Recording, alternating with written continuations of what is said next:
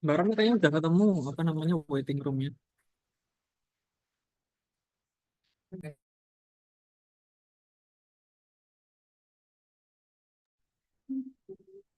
Naval sama Yasinta ini dulu ya, apa namanya lift dulu ya. Nanti ada waiting roomnya. Oh, baik, Pak.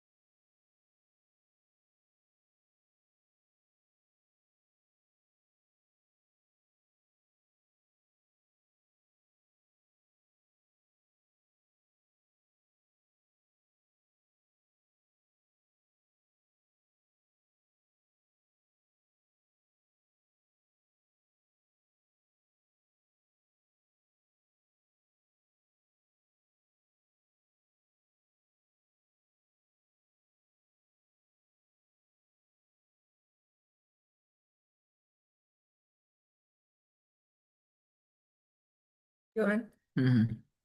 dah Halo, tes Yasinta, ada nggak di situ? video mau. Hmm. Belum pencet, belum. Halo, Yasinta, gue lagi mana? Iya hadir. Boleh keluar dulu nggak ya? Soalnya disuruh Pak Gani.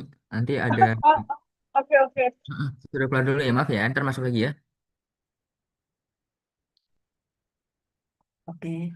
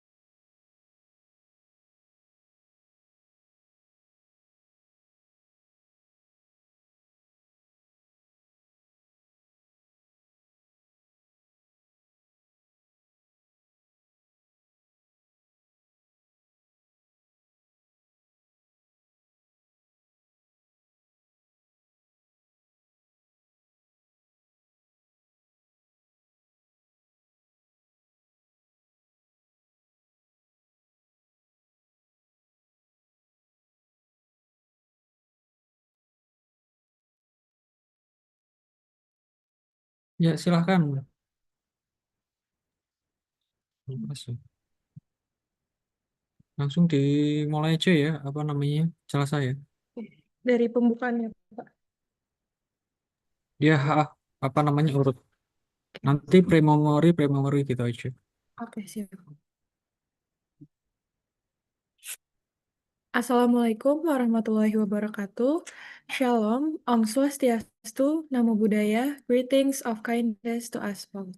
Let us express our gratitude to God Almighty. By His grace and blessings, we are able to gather in today's visiting professor event on the theme Digital Archive and Metadata Lessons from Japanese Activities. Our distinguished guest, Mrs. Etta Farmaselia Nurul Hadi, SSM Hum MA PhD, as Vice Dean 1 of the Faculty of Humanity, Diponegoro University. Professor Shigeo Sugimoto as the guest lecturer and speaker of University Tsukuba, Mr. Herianto, PhD, Head of the Library and Information Science Program, Diponegoro University, Mrs. Ika Nur Azizah, MA, as moderator, and our honored participants. I'm Chelsea Rahmachayani, and I'm honored to be the Master of Ceremony for today's proceedings. Next, we proceed to do a documentation session. We kindly ask all participants to turn on their cameras for the group photo. Pre-memory. The next agenda is a report from the head of the Library and Information Science Program. We invite Mr. Herianto, PhD, to deliver his report. Pre-memory. We will now hear the welcome remarks from the faculty. On this occasion, the Dean is unable to attend, so the remarks will be delivered on his behalf by our respected Vice Dean 1. Please welcome Mrs. Etta Farmaselia Nurul Hadi, SSM Hum MA PhD, as the Vice Dean 1 of the Faculty of Humanity, Diponegoro University. Pre-memory. Thank you, Mrs. Etta Farmaselia Nurul Hadi, SSM Hum MA PhD, for your remarks. Next, we will have the moderator to introduce our visiting professor. Mrs. Ika Nur Azizah, MA, as moderator, please proceed. Pre-memory. Thank you, Professor Shigeo Sugimoto, for your highly insightful presentation, and thank you to the moderator for guiding the session so well. We have now reached the closing of our event. Thank you to all participants for your enthusiasm in this visiting professor event. May everything gained from this activity bring benefits in the future. I, Chelsea Ramachayani, as the Master of Ceremony, respectfully take my leave. Please accept my apologies for any missteps in words or actions, and thank you for your attention. Wassalamualaikum warahmatullahi wabarakatuh. Oke. Apa namanya penyerahan plakat itu siapa yang Oh, itu di sesi yang mana, Pak? kita yang dari plakat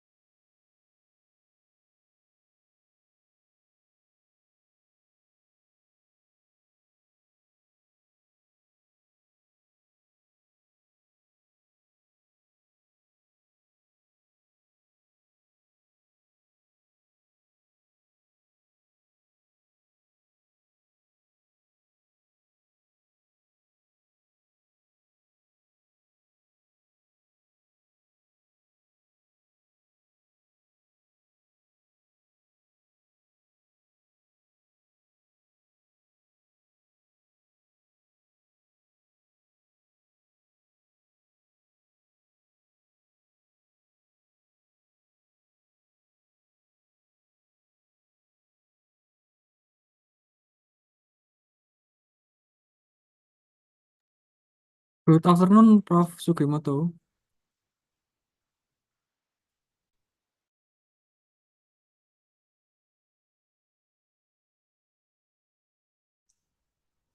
Hello.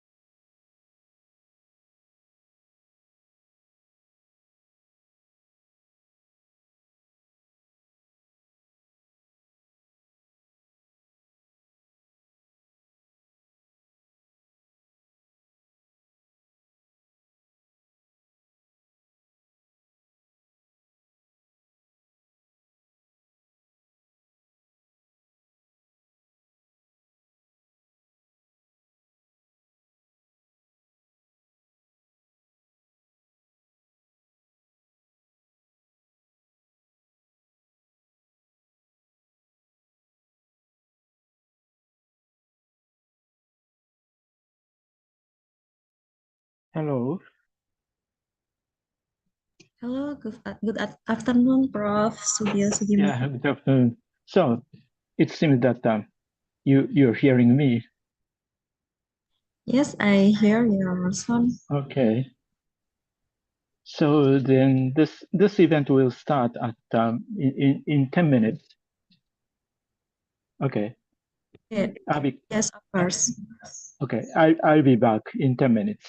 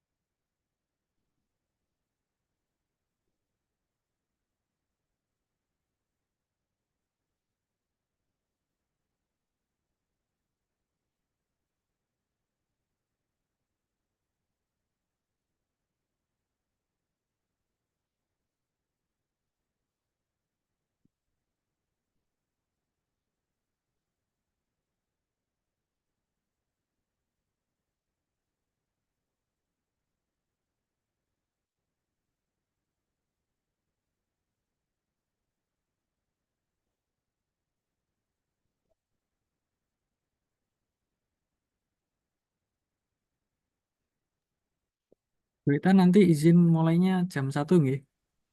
Oh, iya Mas, di undangan kan 12.45, saya pikir 12.45, karena jam 1 saya juga mau Pak Dekan membuka yang acaranya Sasindo, Visiting Professor.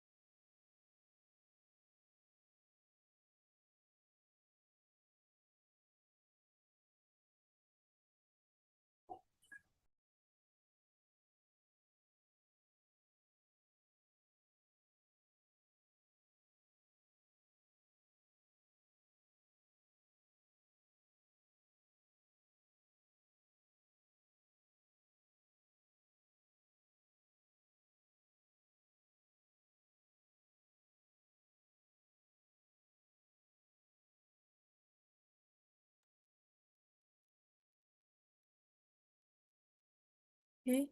Assalamualaikum warahmatullahi wabarakatuh. Shalom, Om Swastiastu, Namo Buddhaya, greetings of kindness to us all. Let us express our gratitude to God Almighty. By His grace and blessings, we are able to gather in today's visiting professor event on the theme Digital Archive and Metadata Lessons from Japanese Activities. Our distinguished guest, Mrs. Etta Farmacelia Nurul Hadi, SSM Hum MA PhD, as Vice Dean 1 of the Faculty of Humanity, Diponegoro University. Prof. Shigeo Sugimoto as the guest lecturer and speaker of University Tsukuba, Mr. Herianto, PhD, Head of the Library and Information Science Program, Diponegoro University, Mrs. Ika Nur Azizah, MA, as moderator, and our honored participants. I'm Chelsea Rahmacahyani, and I'm honored to be the master of ceremony for today's proceedings. Next, we proceed to a documentation session.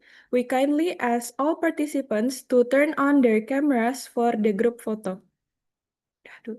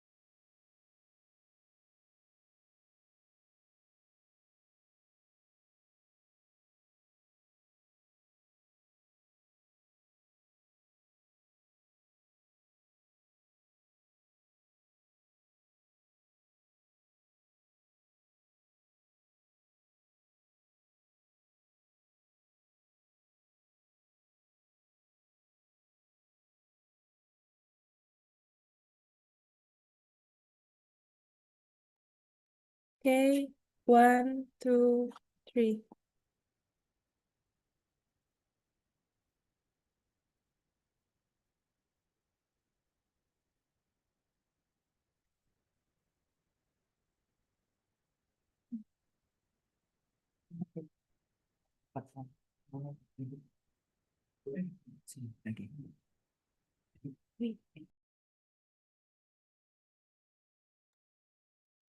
Okay, 1, 2, 3.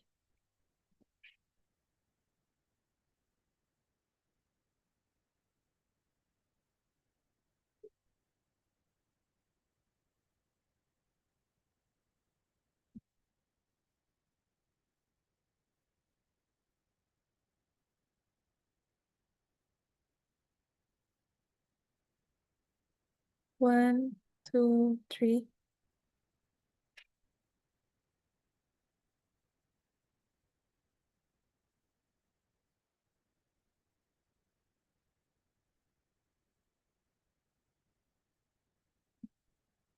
Okay, and for the last slide. 1, 2, 3.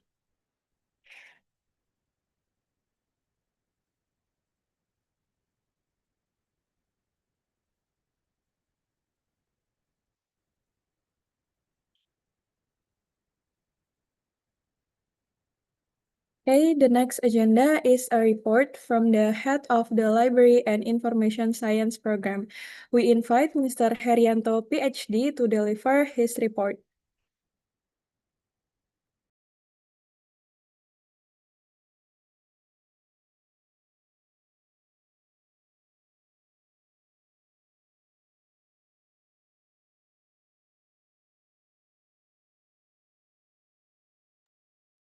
Okay, the next agenda is a report from the head of the Library and Information Science program. We invite Mr. Herianto, PhD, to deliver his report.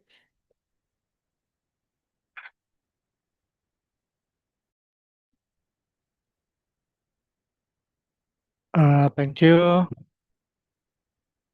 the moderator for today's event. Good afternoon, everyone. Selamat siang. First of all, I would like to warmly welcome our Vice Dean of Academic, Ibu Eta Farmaselia Nurul Hadi, PhD, who is with us today. Thank you very much, Bu Eta, for your support and presence at this special lecture.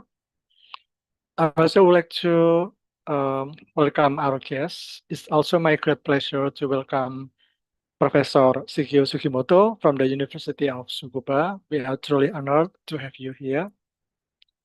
So, Professor Sugimoto is a leading scholar in digital archive management and metadata, and this topic might sound technical, but in fact, they are part of our academic life. Because I'm sure without good metadata, it will be almost impossible to find the right information from a database, the right thesis in repository, or to manage research output, or to keep knowledge accessible for the future. And I can tell that that's why today's lecture is very important and relevant for us. It also will help us to see not only the technical side, but also the bigger purpose that is making knowledge open, useful, and sustainable. So I encourage all of us, especially our students, to actively participate, ask questions, share your experience, your thought, and make the most of this rare opportunity. So I would like to make a report to Ibu Eta about our visiting lecture for today with Professor Sugimoto. And hopefully, and I believe that this lecture from Professor Sugimoto that is coordinated and organized by the committee, Pak Kani, Bu Ika, Pak Putut, and all the students committee will run smoothly and will be useful for all of us. So thank you. And let's begin today's lecture with a big round of applause for all of us, especially for Professor Sugimoto. Thank you. Assalamualaikum warahmatullahi wabarakatuh. Thank you, Mr. Herianto, PhD, for the report. We will now hear the welcome remarks from the Vice Dean 1 of the Faculty of Humanity Diponegoro University. We invite Mrs. Eta Farmaselia Nurul Hadi, SSM Hum MA, PhD, to deliver the report. Yeah, thank you. Assalamualaikum warahmatullahi wabarakatuh. The Honorable guest speaker, Professor Shigeo Sugimoto from the University of Tsukuba, Japan, the head of the Library and Information Science Study Program, Faculty of Humanities, Universitas Diponegoro, Pak Herianto, PhD, our moderator, Ibu Ika Nur Azizah, MA, all of the lecturers from the Library and Information Science Study Program, also from other departments who are attending this visiting lecture, distinguished participants, students, ladies and gentlemen, on the behalf of the Faculty of Humanities, Universitas Diponegoro, it is my pleasure to welcome you all to today's Visiting Professor program. So we are truly honored to host Professor Shigeo Sugimoto from the University of Tsukuba, Japan, who will share his insights on digital archive and metadata, lessons from Japanese activities. This topic is especially significant in today's academic and professional landscape. As we know, digital archive and metadata management are essential not only for preserving cultural heritage, but also for ensuring accessibility, sustainability, and the advancement of knowledge. Learning from Japan's rich experience in this field will certainly, I believe, inspire us to enhance our own practices here in Indonesia. So thank you, Professor Sugimoto, for agreeing to share your knowledge with us. I would also like to acknowledge and thank our moderator, Ms. Ika Nur Azizah, MA, from the Library and Information Science Study Program, who will be guiding today's session and facilitating a meaningful discussion. I sincerely appreciate the effort of everyone who has prepared this event, as well as all participants, all students, all participants for joining and engaging in this important conversation. I hope today's visiting professor will open new opportunities for collaboration, research, and innovation in digital information and archival studies. With that, on the behalf of the Dean of Faculty of Humanities, I'm delighted to officially open this visiting professor lecture. I wish you all an inspiring and productive session. Wassalamualaikum warahmatullahi wabarakatuh.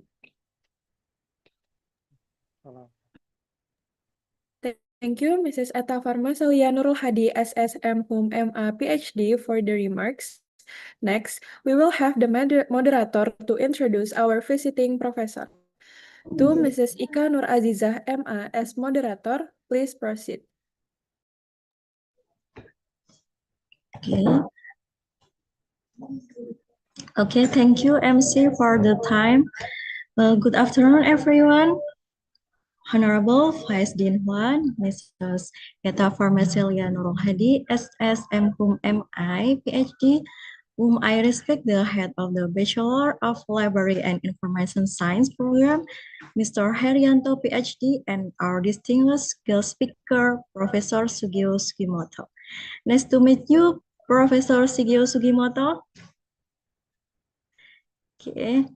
Thank you for taking the time to share your knowledge today. We are very happy to have insight about application of digital archive metadata in Japan. Okay, let me introduce myself. My name is Ika Nur Aziza, and I will be the moderator today. Okay, please share screen about biodata, Mr. Professors. Operator, share screen about biodata.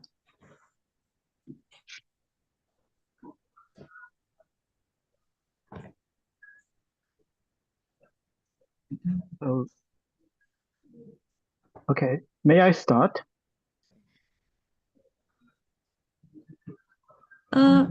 Waiting, Professor Giamato. Okay. Do We you we hear me? waiting share screen presentation about operator to share screen. Yeah, about personal background. Just a moment.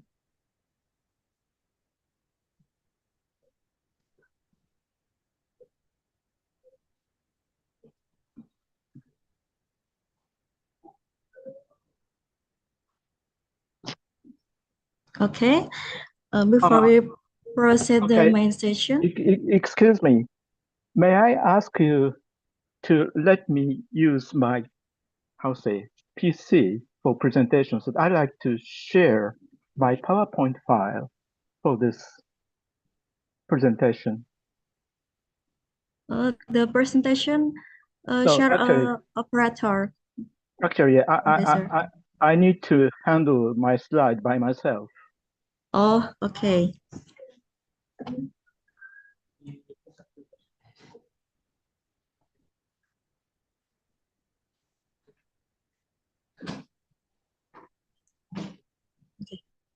Okay. Okay. Waiting the Professor Sugimoto, I will introduce. He is Professor Sugio Sugimoto, a prominent scholar from the University of Tsukuba, Japan. Professor Sugimoto received his BE, ME, and PhD degree in information science from Kyoto University in 1977, 1979, and 1985. His early research focused in software engineering and programming language. In 1983, Professor Sugio Sugimoto, he joined the University Library in Information Science, and after its merger with the University of Tsukuba in 2002, Professor Sugio Sugimoto served as a professor at the Faculty of Library, Information and Media Science. Since 2019, he has held the title of Professor Emeritus at the University of Tsukuba. Professor Sugimoto has made significant contribution to the scholarly and professional communities. He has served as a special in digital archiving and metadata on committees organized by the Japanese government, the National Debt Library, and the National Archive of Japan. He has also been actively involved in the high school community and international conference such as ICADL, GCDL, and iPress since the late 1990. Moreover, he has long participated in the Dublin Core Metadata Initiative and currently serves on its governing board, while also holding the position of Executive Director at the Japan Library Association.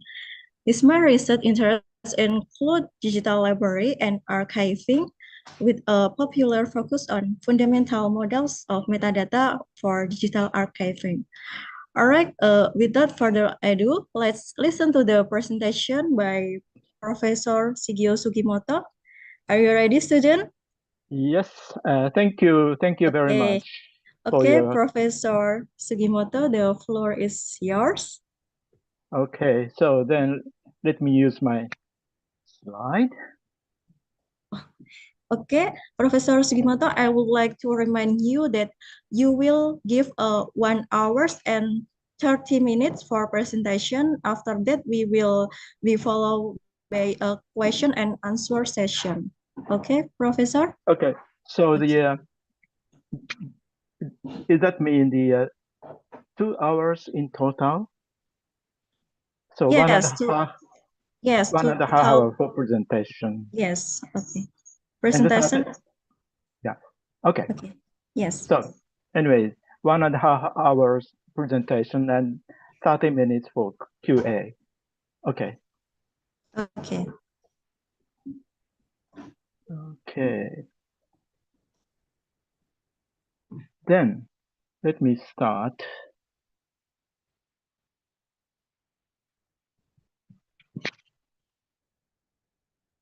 Just a moment.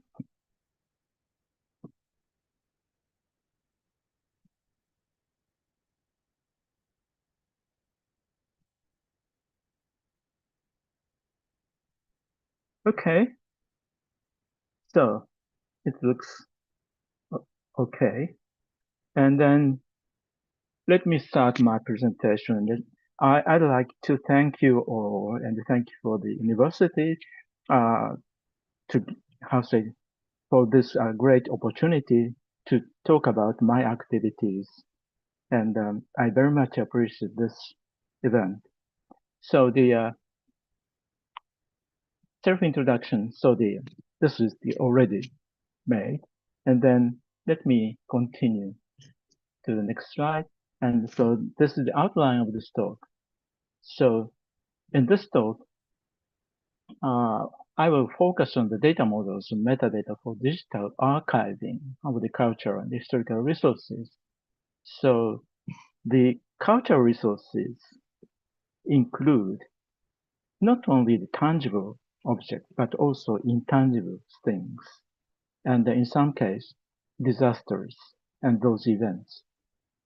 And in this talk, first, I will look at some examples from Japanese culture and historical, I'll say, digital archives, and some simple models of digital archiving. And then after that, I will discuss the basic models for archiving. And lastly, I will discuss about the future issues. And so before the very last part, I will very briefly talk about I'll say, media art digital archives, the media art archives. So that includes manga, anime, and games. Okay, then here's the content. And then, so first I'd like to show some showcase of the Japanese website. Okay, then here, this is Japan search. So this is a kind of Japanese version of Europeana. So the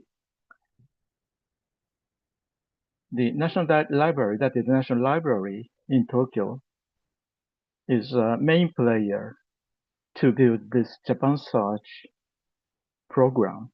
And so the quite many institutions which are building the digital archives are connected to this Japan Search service.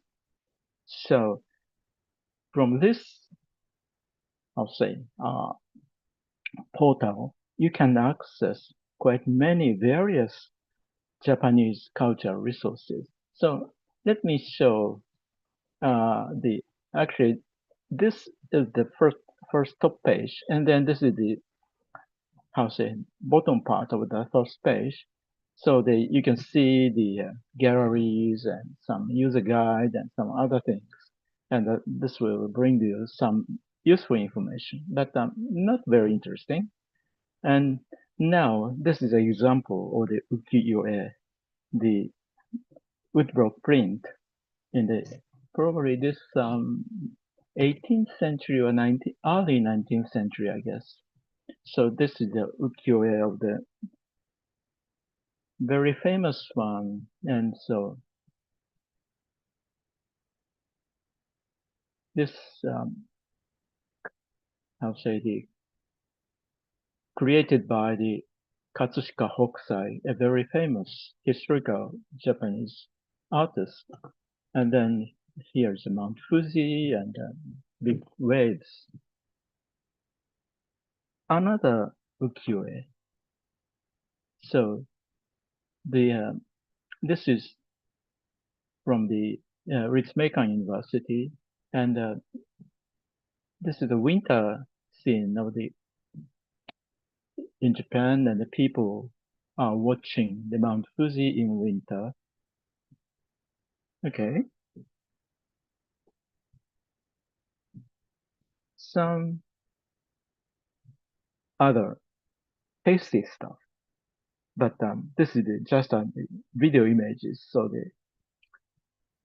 the Japan Search collects broadcasted programs as well, and at some time the Japanese the public broadcasting station, the NHK, had a series of the local things, and in that series they collected many ramens, the Japanese Chinese noodle. So lots of ramen, and there are quite various ramens, and these videos were collected from the NHK archive, and then the I don't remember how many videos are included here.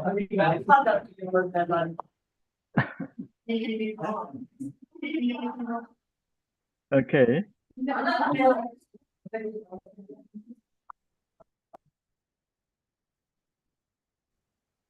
So these are Japan Search, and the Japan Search collect video, the quite many digital resources from all over Japan, and that includes many museums and libraries and archives. So the variety is huge, and so this is another example of the Japanese activity, Cultural Japan. This is project by the volunteer scholars and practitioners. So they collect Japanese cultural resources from the internet.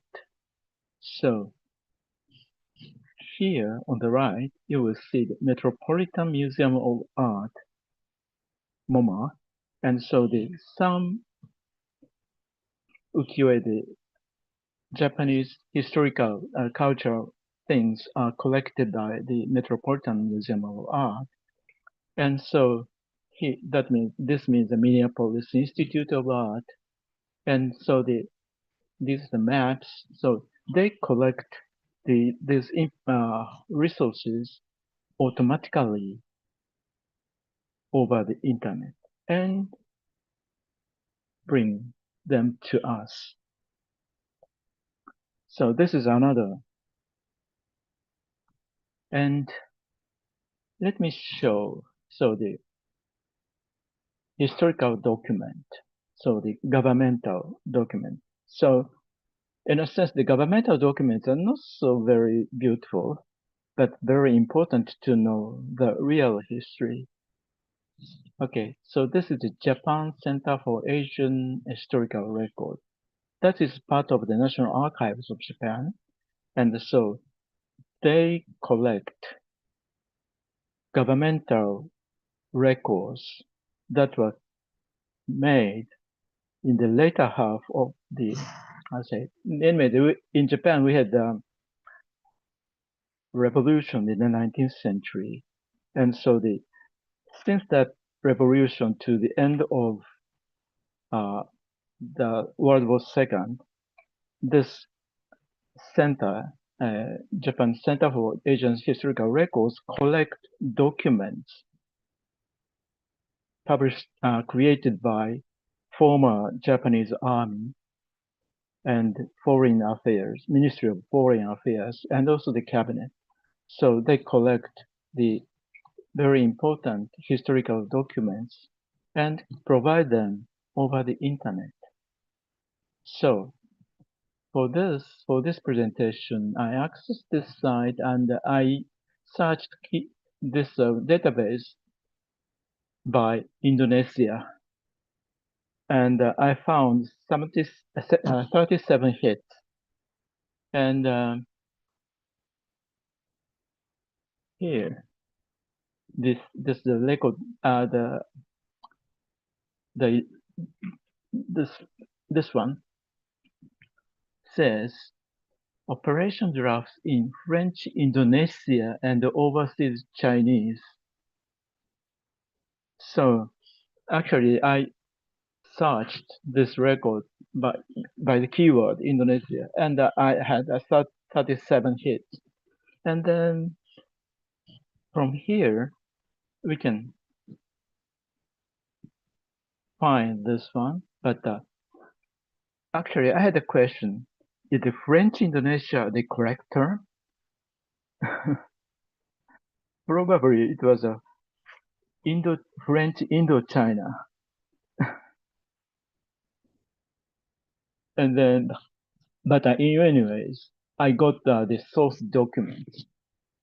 This is the front page of that document found by the search.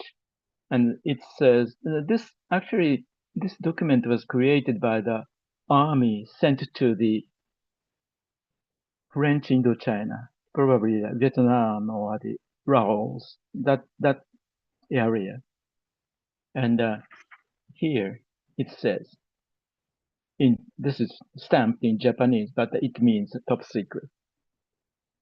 So this document was Showa 16th, so that means 1941. So like this, you can find quite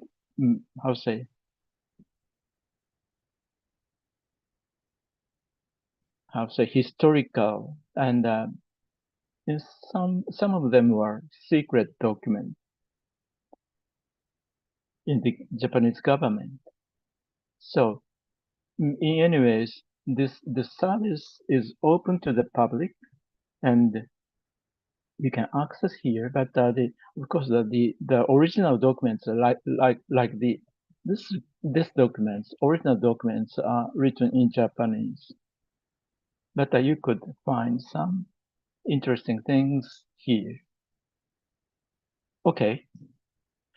And I'd like to mention some other type of the digital archive. So the disaster archives. I'd like to show the Hinagik first. And this is the portal for many disaster archives and databases.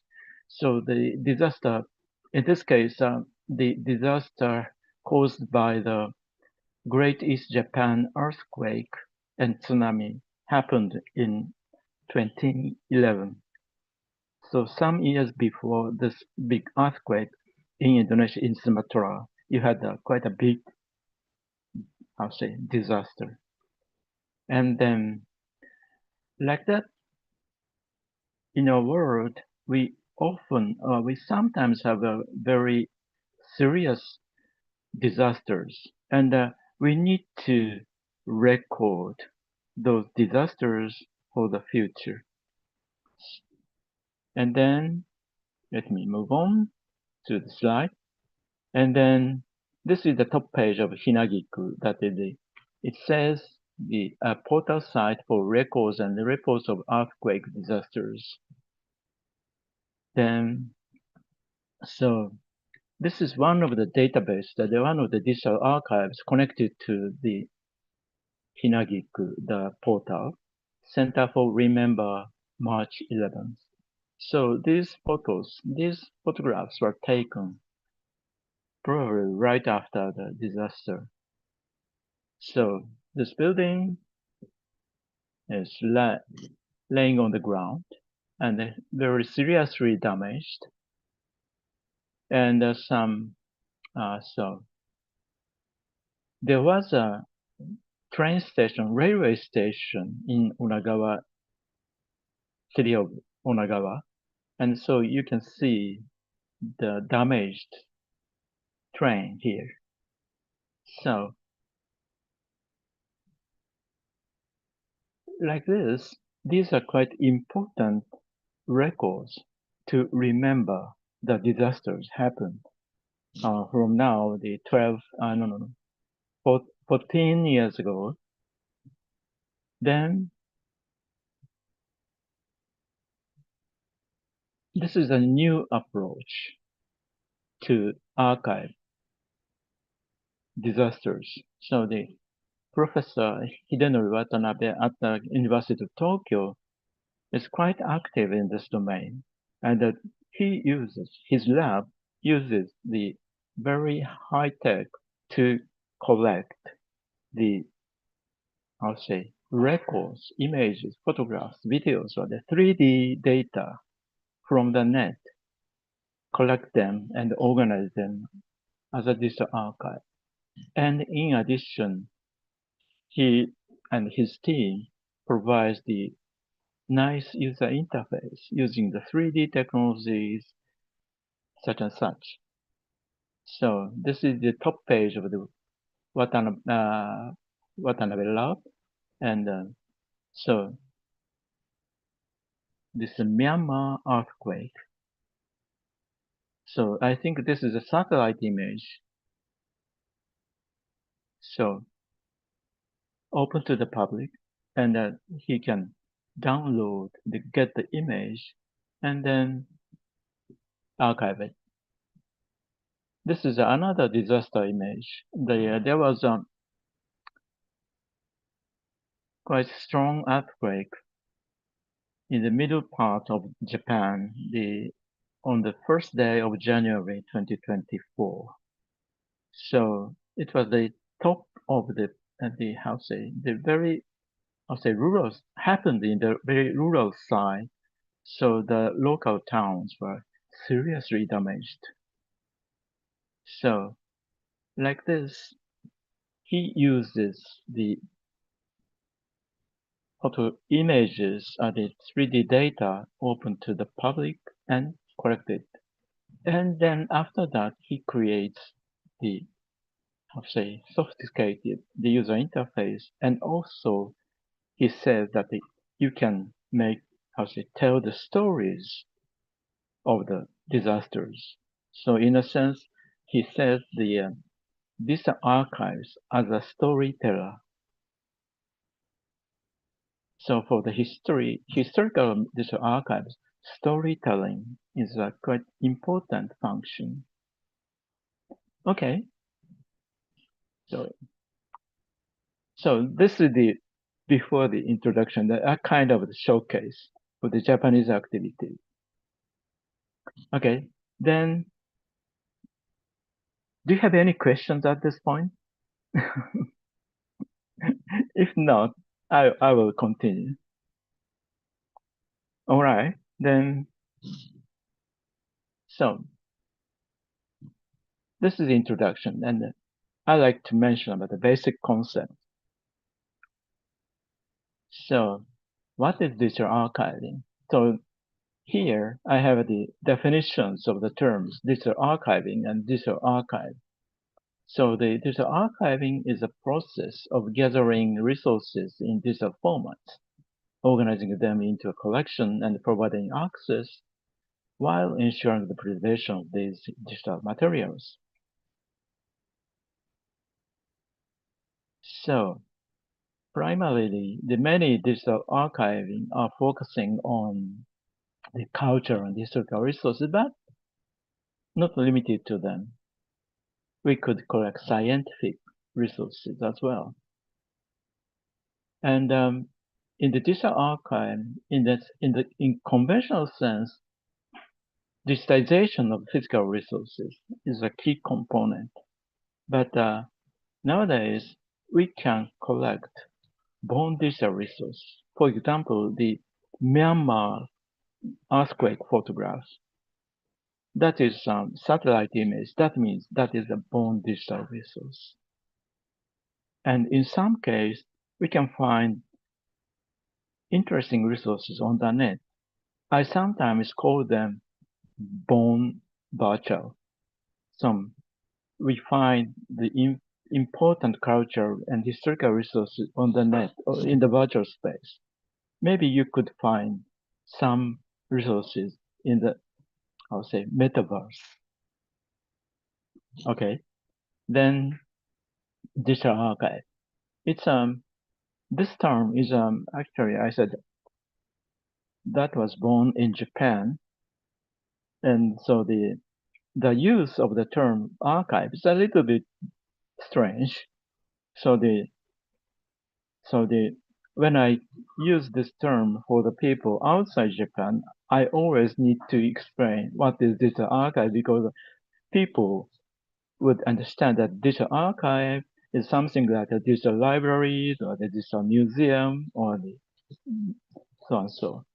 So, but in this talk, I use this term digital archive in the sense that a digital repository of primary cultural and historical materials preserved for future use.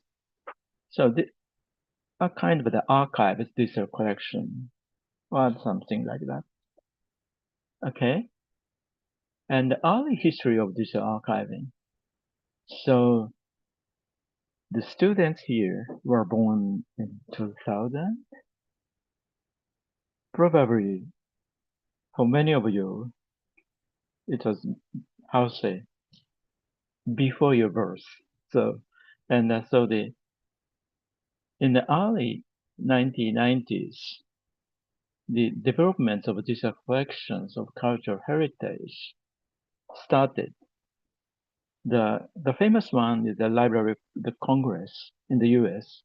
and they started the American Memory, and they collected also the Library of Congress.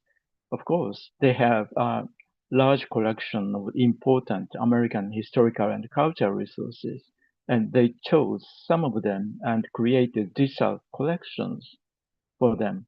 And in the very first phase, they planned to deliver the digitized images using compact discs. But since the internet and the World Wide Web came in 1993 or 1994, the Library of Congress changed their plan and they used internet to deliver those resources. So in my understanding, that is a very early digital library program. And in the 90s, that was I'll say, there was a quite a big movement to build digital collections on the internet, and the governments in North America, Europe, and in Asia pushed that movement very heavily. So, for example, in the US, the National Science Foundation hosted digital library initiative, phase 1 and 2. So this is the very early history of the digital library and digital archive development because it's more than 20 years ago, so in the 90s. But that was a very early stage of the development of the digital archives and digital archiving. And collaboration efforts among libraries, archives, and museums were initiated from those activities. So this is a very simple model of the LAMP, libraries, museums, and archives. So the LAMPs collect the important cultural resources and organize them and provide them to their audience. But at the same time, they create database of their collections. So this database has a quite important role for not only for the institution but also for the audience, because the audience need to use the database to find the resources that the audience want to see or listen. And so this database is connected to the internet, and so the audience can search this database over the internet from anywhere, anytime. Then this is a very simple model of digital archiving and digital archives. So from the tangible object, we collect and digitize. From digital object like games or videos and photographs, we collect and organize them in a database and provide those digital objects to the audience over the internet. And of course, this institution makes the database to find, access, manage those digital collections. So this one and this one, very similar, but the difference is that the content, the content here is digital or physical. Okay. In a sense, there are small difference, but a big difference. So the audience, we can access this digital content over the internet from anywhere, anytime. And at the same time, these memory institutions can preserve original things. So preservation and access. That is the one important function of digital archives and digital archiving. Okay, so digital archive portals, I like to just come back to this term. So the portals provided by libraries, archives, museums collect and aggregate information about the resources from LAMs and provide access to the resources and some value-added functions. So example, the Japan search I have already shown. The very famous ones are Europeana and DPLA. These are very famous ones and very big. And Hinagi, that is, I mentioned about the disaster as a disaster archive, the National Library. And internet-based one. For example, you may know that Google Arts and Culture. And so the Culture Japan is a small voluntary project, but it uses the new technology like IIIF and internet-based technology. Anyway, and then the figure shows the conceptual model. So from this database, library collection, the museum collection, the archives collection. The portals collect information about the resources. So just metadata. And then this portal provides metadata to the audience, to the end users. So the end users search here on the portal and access to the original content provided by each institution. Okay, so this is the concept of the digital archive portals. Okay, so, and actually I didn't bring I have another figure, but I didn't include it. And please imagine that you could have a unified database of resources, the primary resources in this format. And then based on that, you can, I believe that you know the functional difference of the museums, libraries, and archives. So you could build museums and libraries using the same set of digital resources. So you can draw some figure, conceptual figure, changing this position.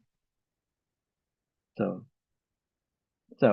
I will leave it for your homework. Okay. Thank you. And then, so this is next, a different topic, metadata. So in a sense, this is my home area. So I believe that everybody knows the term metadata. Okay. So the definition is quite simple. Metadata is data about data. But sometimes it sounds too simple. So I often rephrase description about the target entity for certain purposes, something like that. And so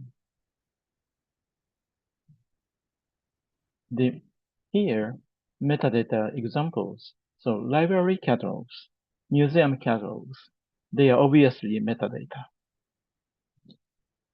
And we use the library catalogs as a finding aid and access aid. And then library people, the museum people use the metadata to manage their holdings. And another example is restaurant menus. So when you are traveling abroad, you would want to see. So imagine that you are traveling in Japan and menus are written in Japanese. And some restaurants provide the menus only in Japanese. So how do you find your favorite food, your food? Then in that case, many restaurants provide menus with photographs, images of food. So that helps a lot. Okay, so images, the photographs are a crucial component of a restaurant menu. So actually, 2 years ago, I was visiting Konkan, Thailand for 2 months, and I liked the university canteen in Konkan University of Canteen, but the problem was I didn't read any Thai characters. I didn't know any Thai language. So I had to find a restaurant which provide menus with photographs. And I use my finger to point the food. So the photographs worked as a metadata. And another thing is ingredient list printed on food packages. So this ingredient list is very crucial information for people who have some restrictions on food. So especially when you are traveling abroad, the religion difference, and also the health reason, you might have some restrictions. So you need to know the ingredient of food. So it's a metadata about food. And then copyright descriptions, air ticket. I think they are also important metadata because they are describing about a right. So in the case of air ticket, description about the rights to use a particular seat on a particular flight. So like this, we can find various types of metadata around us. So on the other hand, can you imagine the world where you don't have any metadata?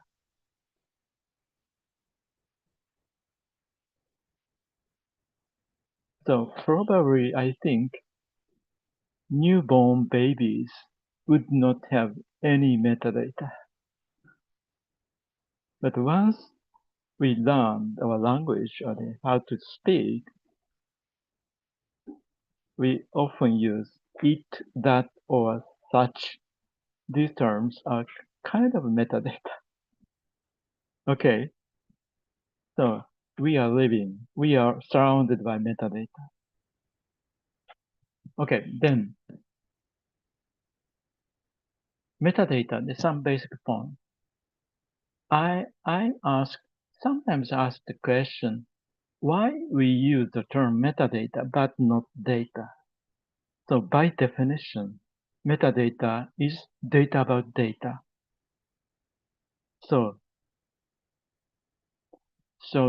when we say that this record is I'll say economical data of some company or some person, in that case, we use data, and that data is some description about that company.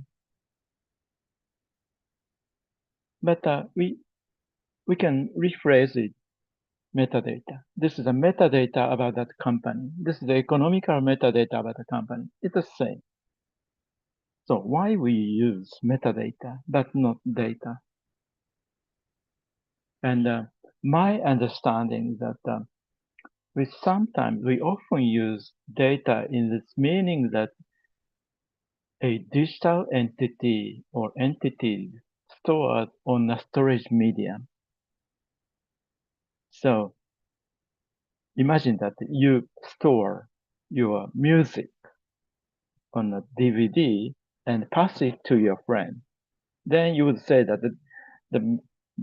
use this data on this disk, but the data itself is music. So in this case, that the data doesn't mean metadata. So all metadata is data, but not all data is metadata. Okay. So then from that point, the definition of metadata, data about data, that is too simple.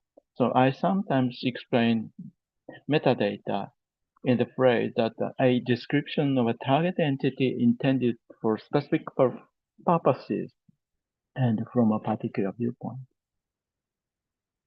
Okay. And here I have a figure about the metadata and metadata.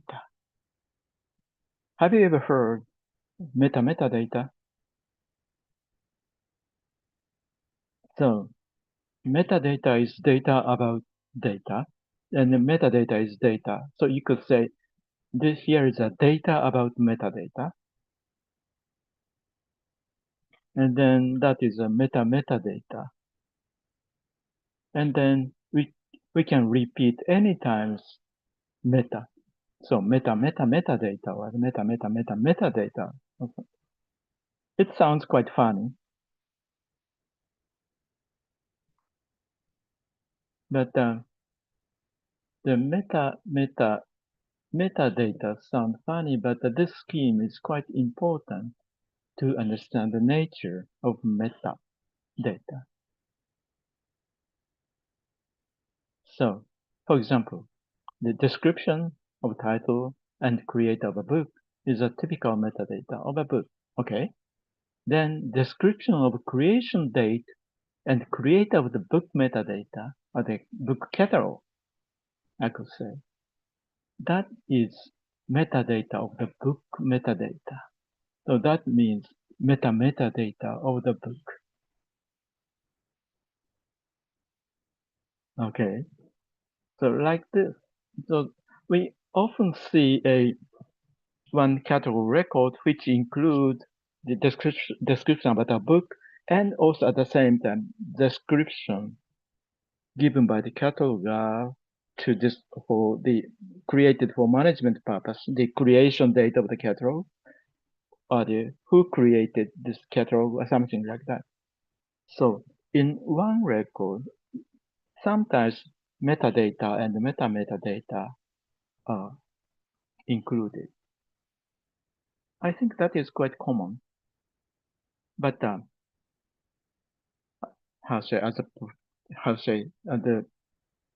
from my viewpoint, we need to know the difference between the metadata and metadata. Because in the case of metadata, we need to identify the object, target object for description. What is the target of description? So, and in the case of the book catalog and the catalog or the metadata of the book and the metadata of book metadata, the target objects are different. Okay. And so here, the general structure of metadata. Actually, I think this is quite simple. Metadata consists of a collection of property value pairs, and each property has a assigned meaning, and then a metadata schema defines the structure, constraints, and the meaning of properties. Metadata schema specifies the logical organization of metadata. So implementation schemes could be provided separately. So coming back to the previous slide. So metadata consists of a collection of property value pairs as a model. And each property has an assigned meaning, like a title, creator, description, something like that. And we need to know the metadata schema to write metadata. And the schema defines the structure of metadata and constraints on structure and values. For example, this element is mandatory, this is optional, and this is repeatable, something like that. And also, each element has to be given a meaning. So what is the meaning of the title? What is the meaning of creator? Something like that. Okay. Then, metadata standard and data models. Okay. So, it's almost one hour have passed.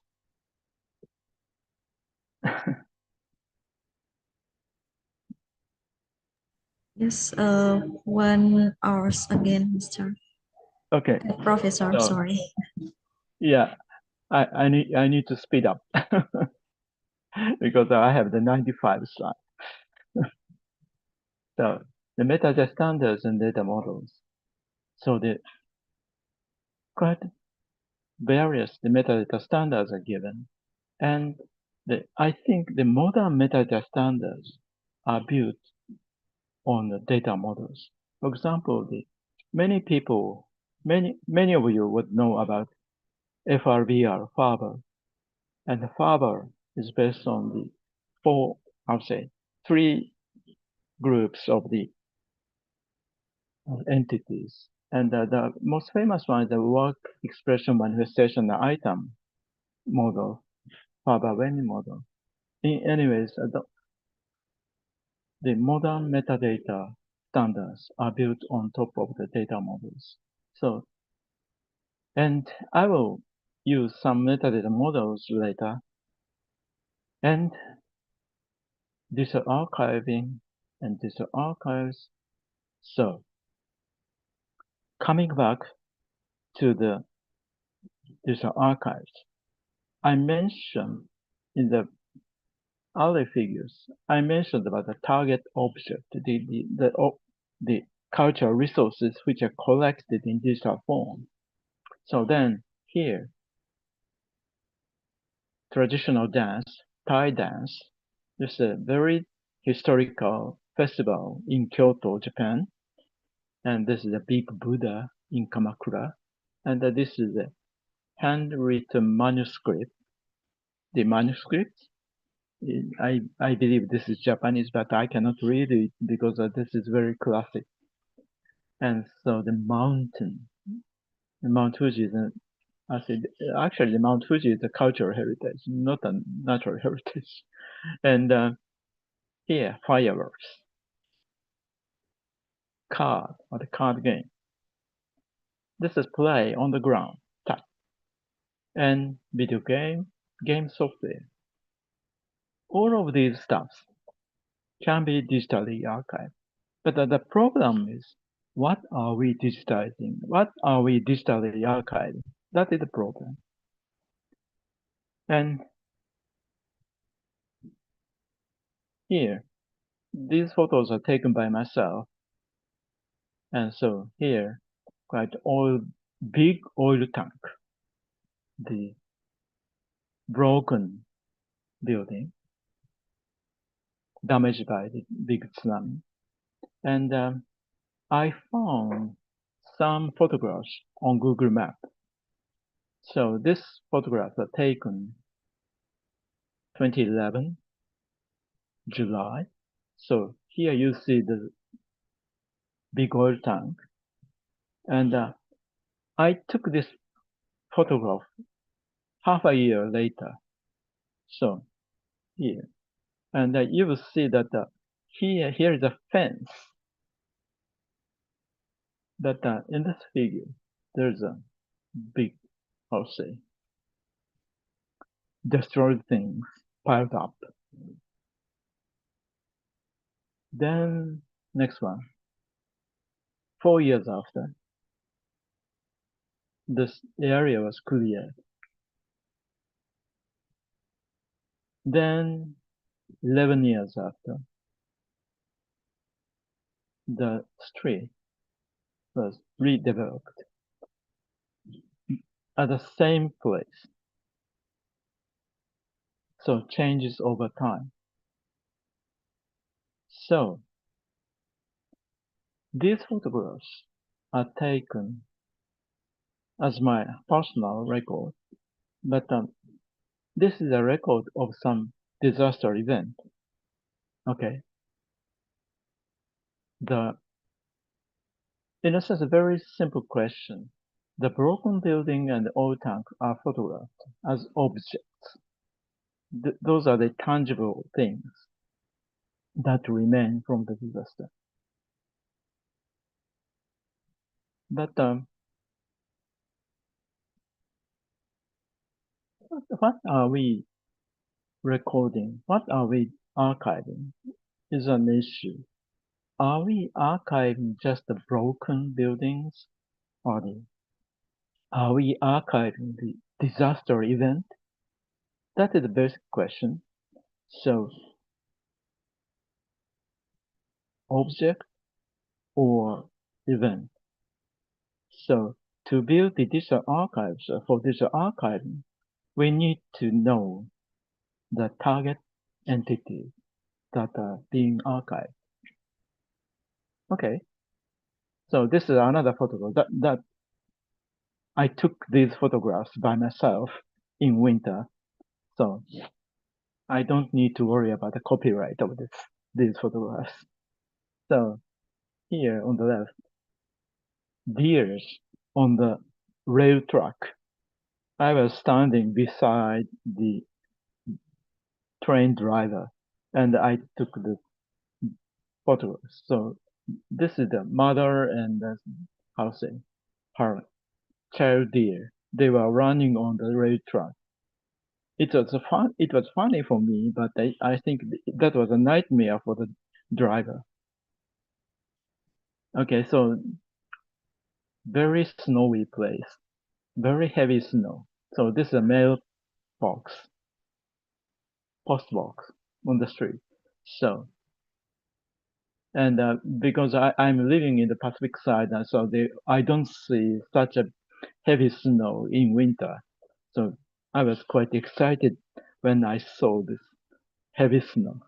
So I took this photograph. But for the people, for the living in this area, the snow are not a fancy thing. But for a traveler, it was quite exciting.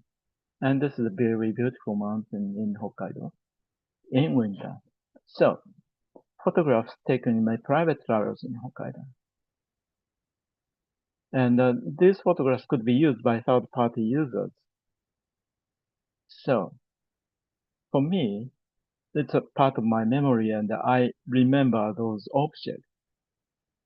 And for me, it was a sort of the event. But people could use this photograph to show some objects or to show some situation. So in a sense, the meaning of those photographs could be different based on the purpose for archiving or for the users. So what entities are we digitally archiving? That is a very basic question. So these photographs may be records of the objects, intangible entities. So we need to identify entities being digitally archived. Okay, so in the case of tangible objects, we can identify them quite easily. But in the case of event or some conceptual thing, it is not straightforward to assign identifiers or to identify entities. Okay, so here some list objects. So in the object we can see physical objects. These are objects. They are tangible objects. Both of them are tangible. And perpetual object, ephemeral object. So from the identification point of view, perpetual object is okay, but ephemeral object is not very easy to identify. Static object, dynamic object, like machinery. So the archiving physical object, digitize the original object, select appropriate technologies and formats for digitization and long-term archiving. And in the case of the born digital object, we can curate the born digital original object and convert the original object into formats appropriate for archive. Okay. So anyways, in the case of object, we can collect those objects. And in the case of non-object, so I sometimes say experientials. So intangible entities and experiential entities. So for example, the events are experiential. And the intangible things, intangible cultural heritage could be a knowledge, skills, something like that. And those knowledge, skills, customs may be instantiated or performed, and we can experience the intangible cultural heritage. All right. So how can we archive intangible cultural heritage? And how can we archive events, cultural historical events? That is a very basic question. So here, this is a list of the, actually, shows some intangible, the experiential things. Intangible cultural heritage, performing arts, new media art, services and activities, ephemeral objects, immovable objects, disasters, and so on and so on. So how can we archive these things? So we can archive them as records.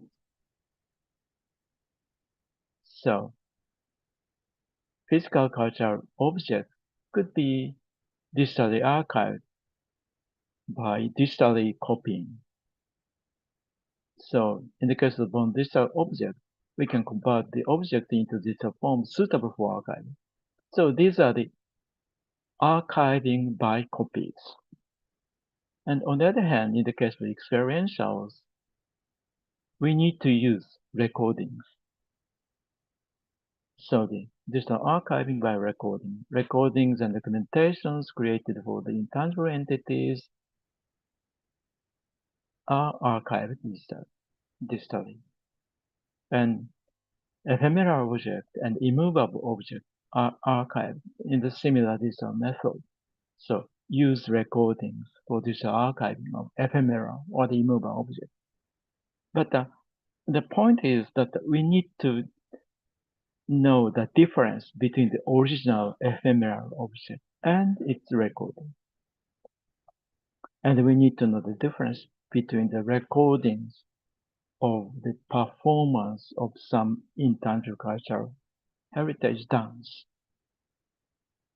Okay, so this is a very simple model. Big Buddha for digitization, and in the case of ephemeral or the intangible entities, we have to have recording before digitally archive. It's very simple. I think this is very simple and very natural, but we need to know that we are using recording. So here I have I'm showing a model, and then so here this is archive, and the archive digital object could be, I'll say, detailed like this description. So this archived object is created from a real world object, and so this is a surrogate plus description about real world object. This constitute the archived digital object. Then, so this ADO could be created for intangible entity using recording. Okay. Then, this is a quite generalized figure. Description of real world object and digital resource, real world object. Then, what entities are we digitally archiving?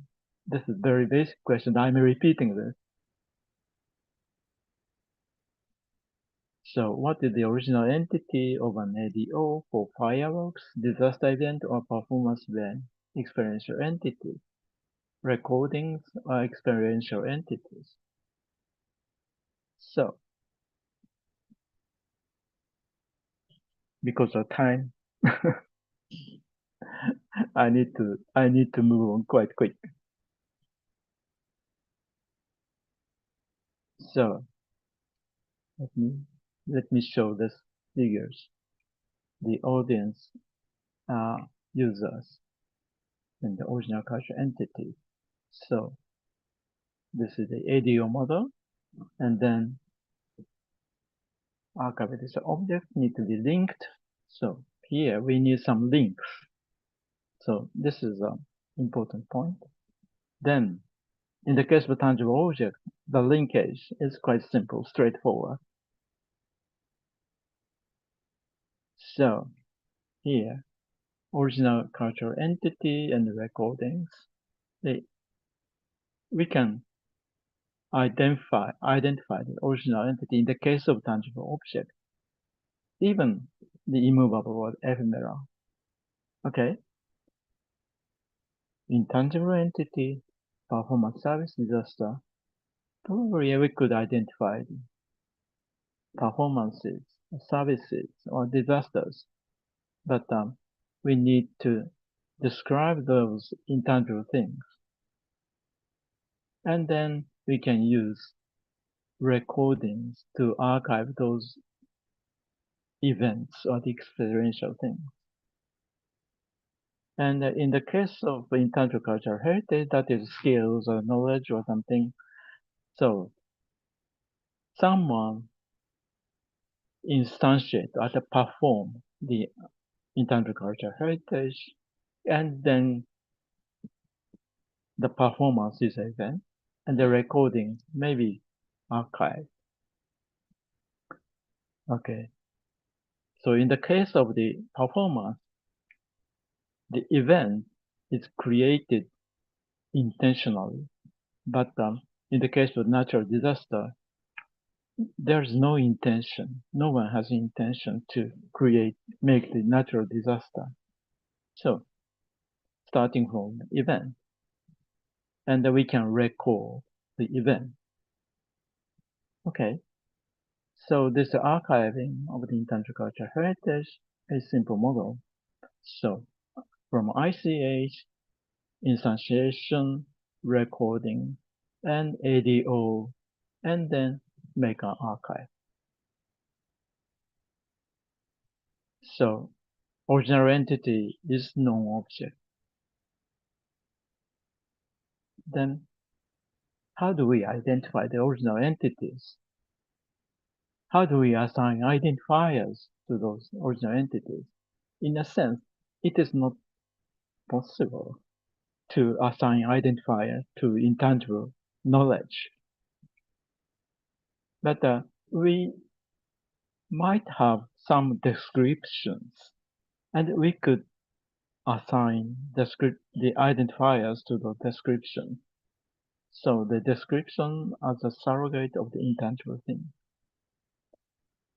Okay.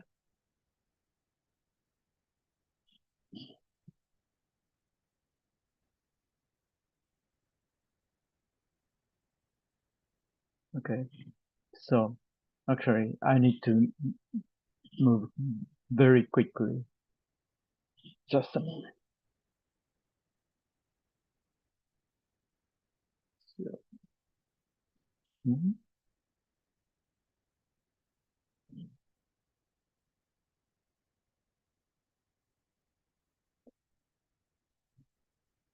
Okay. Here,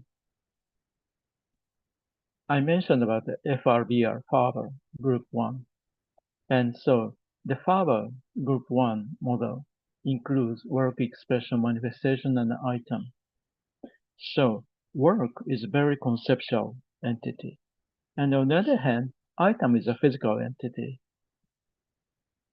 Okay. So I guess students would know about Faber model. And in a sense, the Faber model means, how to say, we need to describe about the conceptual entity, or in other words, content. So, and the conventional library catalogs are basically created for items collected by libraries. So the conventional library catalogs are quite item-oriented, or the item-centric. But on the other hand, if we apply the Faber model, especially if we use work as the access point, we need to have the content-oriented descriptions. And I'm thinking that we can use this, we can make analogy of the Faber model to intangible and tangible things. So this is a very basic idea of this model. So here we have the archive digital object. In the case of the tangible cultural heritage, we can, in a sense, we can directly make that it digitize or they bring the bonded object into the archive. And in the case of the ephemeral or the immovable things, we can make recordings and then bring it into the archive. So in the case of the event, we can make the recordings. So on this model, you can see intangible things are conceptual. The events are rather conceptual. And these are the very physical or the item centric. So you can create the catalog records for digital archives. And if you create the catalogs for ADOs, that is the item, very item centric. But if you write metadata for the intangible cultural heritage itself, then this is conceptual, the content oriented. So I think we need to know the difference, and also we need to use both for organized digital archives, like Faber. Okay. So users may want to access ADOs from different perspectives, either content-oriented or item-oriented. So we need to have a nice model to cope with this. Okay. And then we could add metadata to any of these entities. So we could use these descriptions, or in other words, metadata, to identify these things. So this is a kind of the surrogate for this. And so for identification of this, in a sense, it's not easy for us to identify some knowledge or some skill, but we can identify the descriptions. So, and then theta X is a model that I developed with my former student, Chiranti Vijayasundara.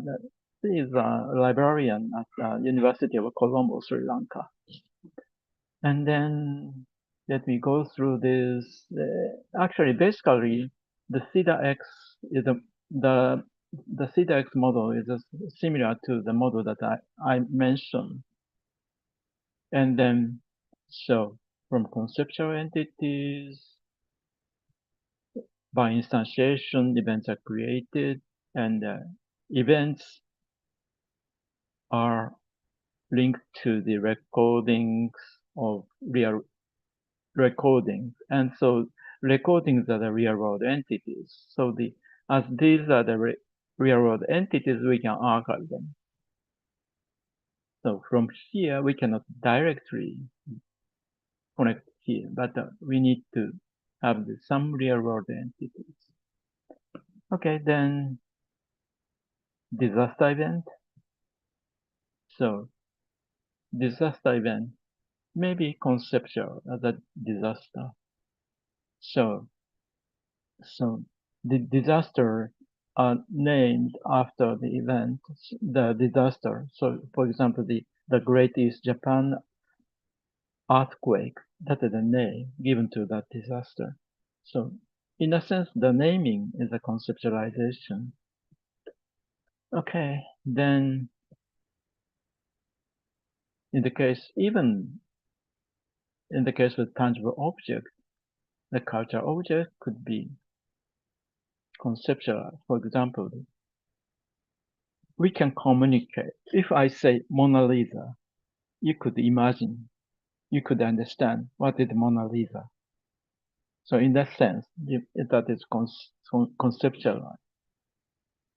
And then, so this is this figure is a summary figure.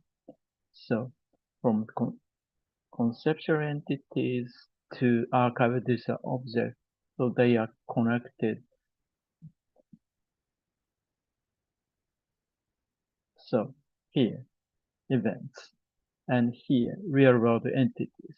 So those real-world entities are digitized, are brought in the digital archive, and we have digital archives.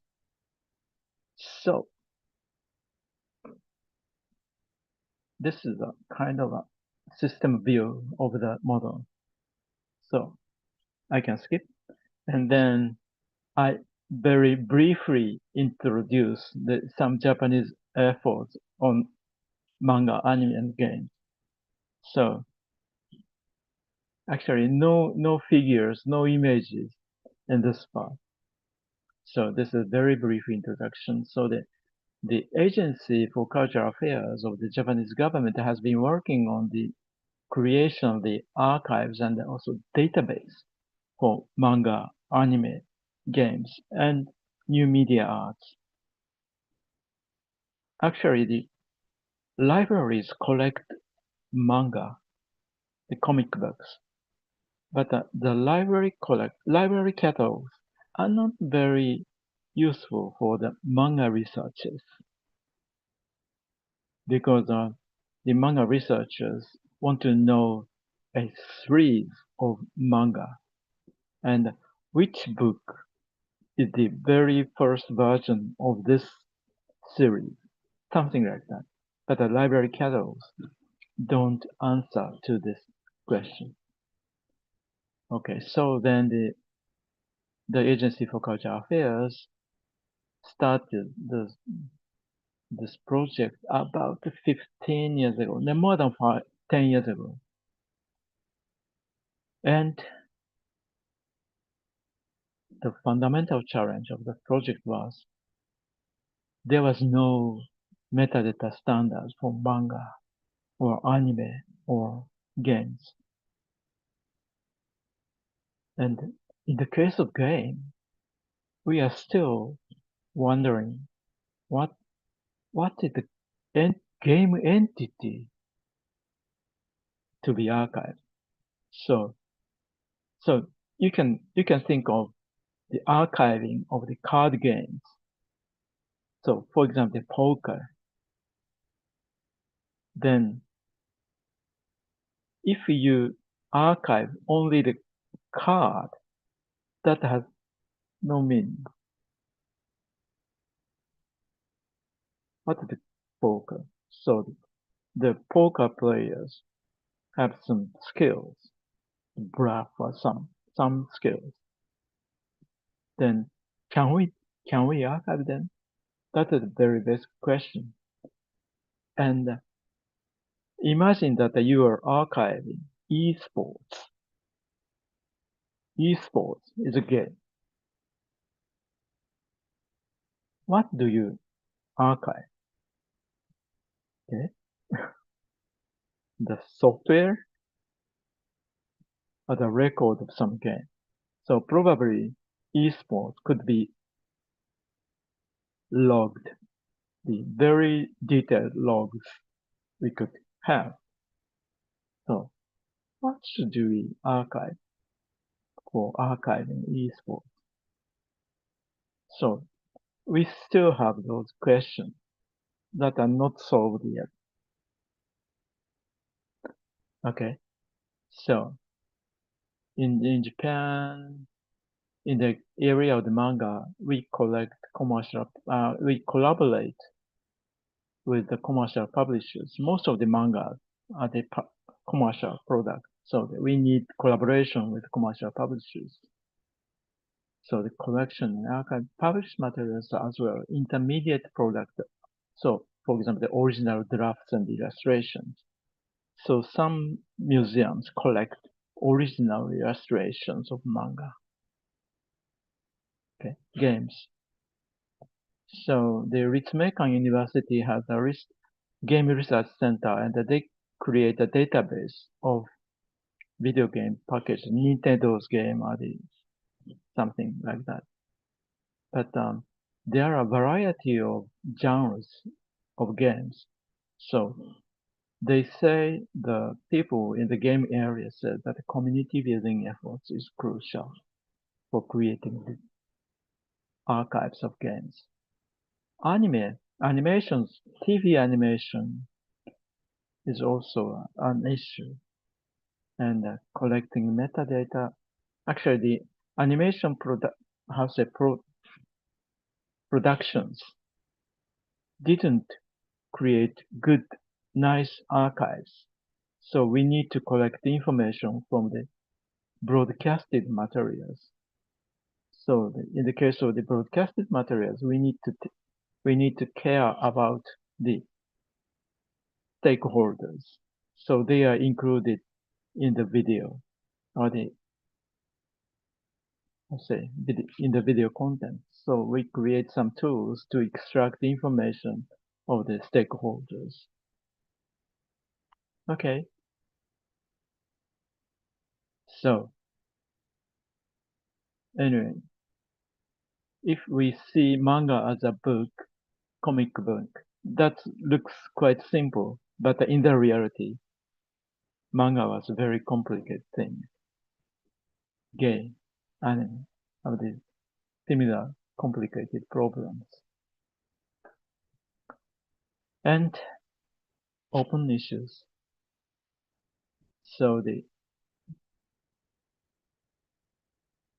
this is right before my concluding remarks. So I want to say just two things. One is longevity, long-term use of digitally archived materials, and also the impact of AI. So these are I wrote these are the open issues because I don't know any clear solutions or definite answers. So longevity. So longevity of digital resources has been recognized since 1990s. So people knew the longevity is a big issue in digital archiving or the digital libraries over 20 years. So there are well-known standards such as OAIS and PREMS and MET, something like that. And key communities in this domain include Digital Preservation Coalition and IPRES, that is the international conference. These are key communities working on longevity issues of digital content. So the basic program is the technologies to create the content are always changing. But that means the current technologies are easily become obsolete. So the technology of obsolescence is a nightmare for preservation. So probably the students would not know what is floppy disk. But some content are stored on a floppy disk. So how do you handle this problem? And even if you find floppy disk driver, you need to find software to extract data from the floppy. And then on top of that, you need to find software to render the content to make the data usable on your environment, in your environment. So hardware, software, and in some cases, you need to have the people who have technology to handle those hardware and software. So that is the preservation. So I think there is no perfect solution for this.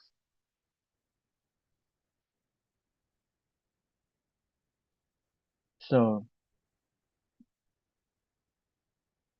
I think that longevity requirements may differ depending on the communities that create and maintain the resources. So you would know that how say, cataloging practice at libraries are different from those at museums and archives. So even if museums, libraries, and archives collect the same resources, they would write different metadata because their purpose for archive are different. So their description of metadata are different. And probably we would need to know the difference based on these communities to do the preservation of the thing. So in the case of the museums, the original stuff, original object is very important. But in the case of libraries is a very,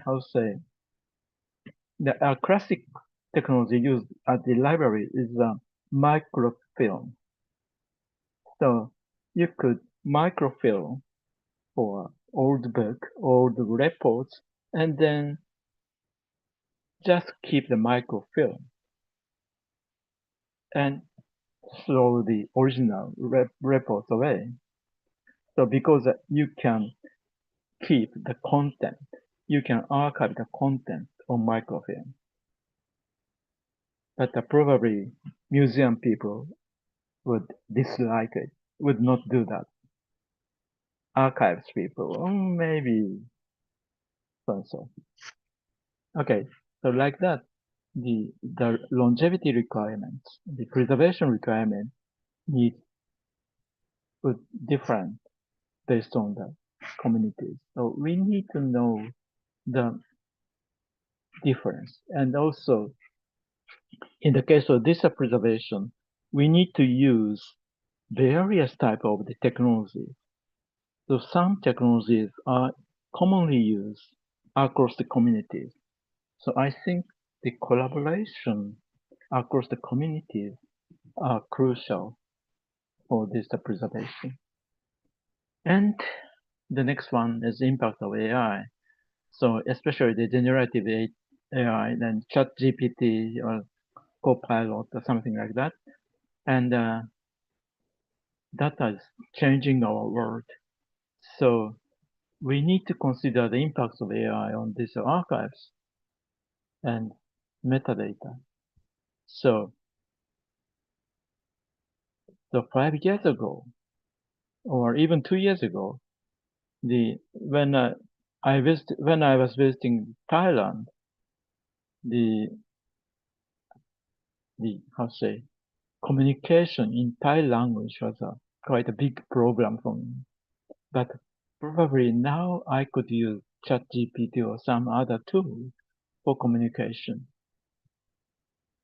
So like that, the multilingual and the multimodal access to the content may be solved by advanced AI. And intelligent resources access customized for individual users and automated resource organization. So for example, the classic manuscripts. So for example, in Japan, the National Library and also the National Archives are keen to develop the OCR for old manuscript. So if we don't have such good technology, we have to hire humanities scholars or the graduate students to read old manuscripts or the old letters or classic letters. So it's a kind of a big barrier to access the content. All right. So anyway,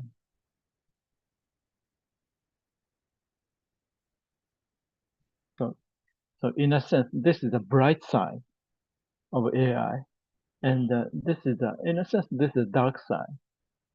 So the rising concerns about misinformation and fake content, increasing demands of reliable and trustworthy digital archives, something like that. So AI are changing our world, but I think we need to watch and we need to know. We need to know the limitation, and probably the limitation will be changing. Okay, then this is concluding remarks. Continuous rapid evolution of this archiving. So, from digitization to foundational and born virtual resources, archived resources and their metadata are increasingly connected through networks. So, once we put things on the internet, those things can be connected on the internet. So, in the very traditional, the conventional model, the objects are physical and the metadata is in database. So there is a very big gap between the physical object and database digital object. But in the case of the digital archive, both of the metadata and the original primary resources are digital objects. So they are linked. Then significant impact of AI and digital archive and digital archive. Longevity is still quite a big issue. Okay. Terima kasih. Thank you very much. 10 minutes past. Okay. Thank you.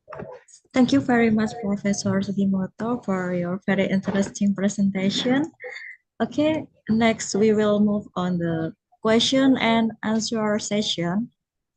The participant, you can ask question and with raise your hand or write your question in the chat box. Please go ahead. Okay, Cindy Amelia.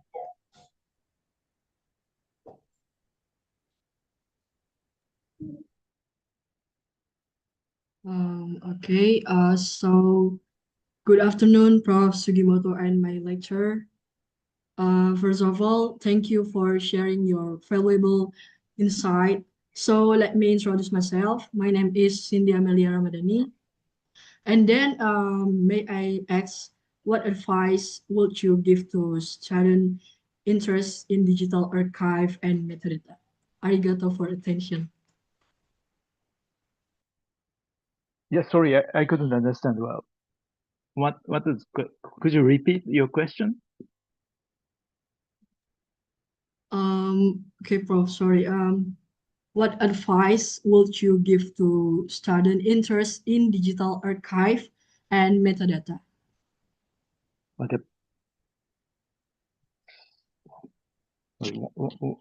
is?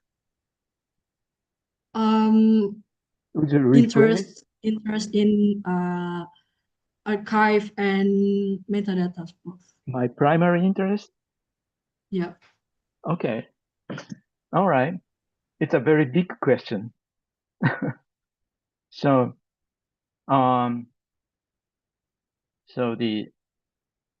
as written in my self-introduction, my background is in software engineering. So when I was a student, I was educated as a computer scientist.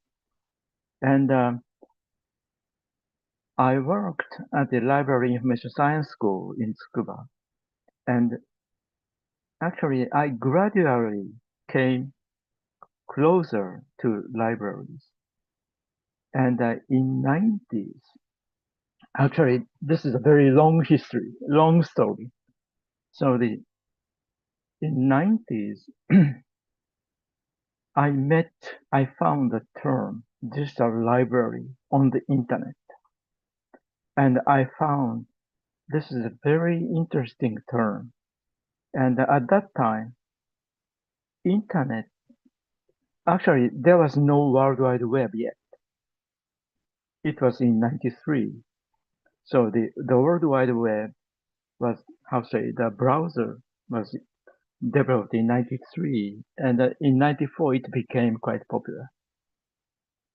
So, but before that, the World Wide Web. So I heard that this library before the World Wide Web became, but the term sounds very attractive for me because at that time, my school, the University of Library Information Science, that is dedicated in library information science, and that was the smallest national university for higher educational institution. And myself and my colleagues had some concerns about the future of such small institutions, small and also dedicated in library information science. And then, but when I found the digital library, okay,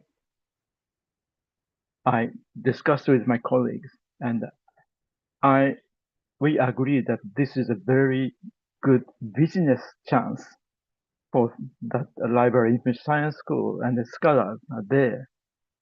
So there is a very big place to work.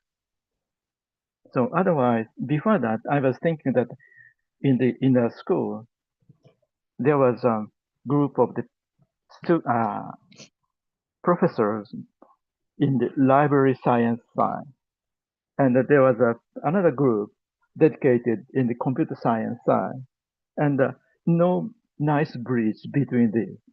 But the internet was a very nice bridge. Okay, and then I started research in the digital library, and so I met the Dublin Core Metadata Initiative people in my research activities. And at that time, I didn't know anything about metadata. But the people of the DCMY was very nice. And I was attracted by those people. And I jumped in that community. And actually, I'm still working with them, the Dublin Core Metadata Initiative. And then I learned about metadata. And so I learned about the catalog record. Anyway, both of them are metadata. So of course, I understood that metadata is a key information technology for libraries, and that can be used on the internet and broader place to work. So, and then all things happened in 90s for me. And then since then, I've been involved in the research on metadata and digital libraries, digital archive. So in that sense, I was very lucky to find that interesting new term, digital libraries and metadata. But on the other hand, I found that the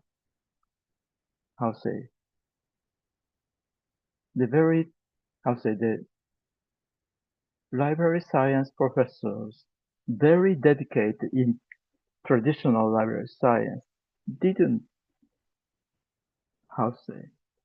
they are living quite far from the internet in 90s, so 30 years ago, or more than 30 years ago. So I thought that this is a very nice chance for us to jump into that new field. And then 30 years since then.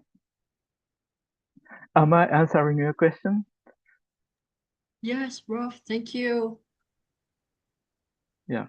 But as a software engineer, from the software engineering side, I think the ability to make data models is very important for people who are involved in information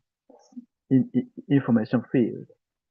So the data modeling is an ability to make the concrete things into abstract form. So it's an abstraction. So that ability is quite crucial, I think. Okay, thank you very much for your question. Arigato, Prof. ありがとうございます。Terima kasih.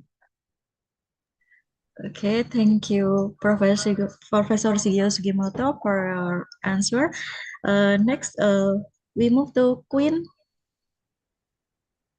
Please open your mic, Queen. Okay, thank you so much for your insightful presentation and giving me opportunity to ask, Professor. My name is Queen.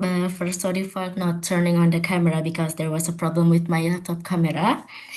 Maybe I will ask a slightly different question from the existing materials. So in one of our archiving courses, which taught by Mr. Gani, we've been learning about how important open access and digital preservation are, especially when it comes to privacy issues, which are still widely discussed today, or maybe globally too, but I'm not so sure. On the Japan Search So, project, you explained that's, but I'm curious. And also, here's my sorry, question. the audio level is not very stable. Sorry? So the audio level was not stable. So would you repeat? Oh, I couldn't. sorry. Yeah, probably a Okay, network okay. connection. Yeah. Okay. I'll go to my questions. How Yeah. does Japan manage the balance between providing public access to digital archives while still protecting cultural rights and the privacy of local communities? Or maybe I'll go right on the chat. Okay. So you're mentioning about asking about the intellectual property things Yeah. and also the privacy things. Yeah. Okay. So actually, in the case of the cultural content, the cultural heritage, most of those things are open to the public, and Japan Search primarily collect information about those publicly accessible resources. So we are discussing about the issue for the collecting copyrighted materials by Japan Search. So some commercial institutions have nice cultural collections, but not all of the collections are open to the public. So it's a proprietary content. So the Japan Search don't collect those proprietary content. And in the case of the manga archives, we need to collaborate because most of the contents are commercial. So we still have no digital archives of the commercially published manga, but probably will make some environment where we can see the commercial content, but in some closed circle, in the closed place institution. Okay, and the government will build a new museum dedicated in those media arts. So where we will we will have some access to those proprietary things, but there is no, how to say, clearly made, no plan clearly made yet. Okay, about the privacy issues, it's an important issue, but basically the those archives are created by the public organizations, institutions, and national at prefecture level, the public sectors. So in my case, I don't so much care about the privacy issues because those digital archives do not collect the private information. Maybe the access history or the search history could be a privacy matter, like how to say, library collections, book search. But at this time, we don't have a big discussion about that privacy issues for the digital archives. Okay.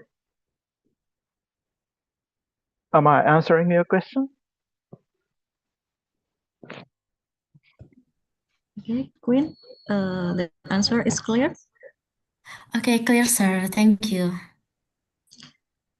Okay, thank you, Professor Sugimoto, for your answer. I saw the question in direct message, yeah, in the personal message from Filzah Aulia Izzati, Prof.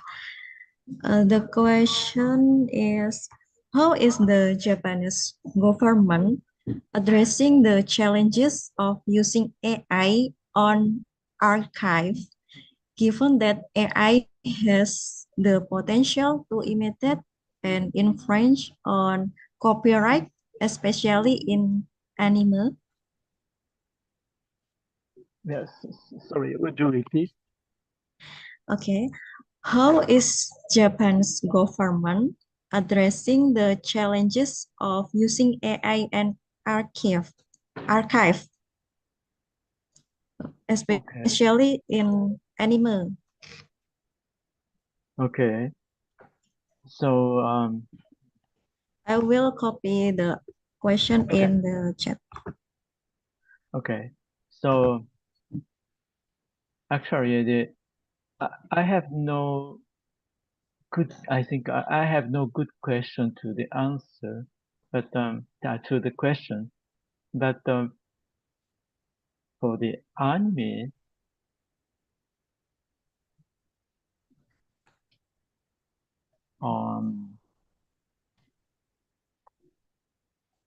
first of all, so that the media database collect the stakeholders information from anime, but it's a best, how say, they use rather the conventional OCR technology from the motion pictures, from videos, and probably the, let's say, new AI technologies will enhance the tools. On the other hand, there are actually the outside anime. There are crucial area to use the AI technology, like the say the to for organization of the digital archives, we need to transcribe the classic text into modern form, and also we need to extract features from images, so and so on. So that I think the AI technologies will be applied to organize the digital archives of those content. And recently, I had an interesting discussion with my young colleague, that is not directly connected to the digital archives, but my colleague met student who is blind, and that student is willing to interpret or make narrations about manga. So as you know, the manga is quite visual thing. But how can we make narration about manga for people who have very weak sight or who are completely blind? So that is a very interesting question. And in a sense, it's a kind of a multimodal interface for manga. And I believe that the AI technology are indispensable to make that technology. Okay? Okay, thank you, Professor, for your answer. Next, the question from Mr. Kenny Pramudio. Please, Mr. Kenny, open your mic. Thank you, moderator, for this opportunity. Prof. Sugimoto, I have a question. What of reason why we need archiving disaster? What types of the disaster that we must archiving? So the reason why we make the disaster archives? Yeah. Are you asking about that? Okay. So I think basically all archives are built for the users in the future. Okay. So people can use the archived content to learn what happened. And from that thing, people can prepare for the disaster in the future. So what we should do when we we are in the disaster? How can we escape from tsunami? That kind of thing. So in that sense, all archives are the users for the users in the future.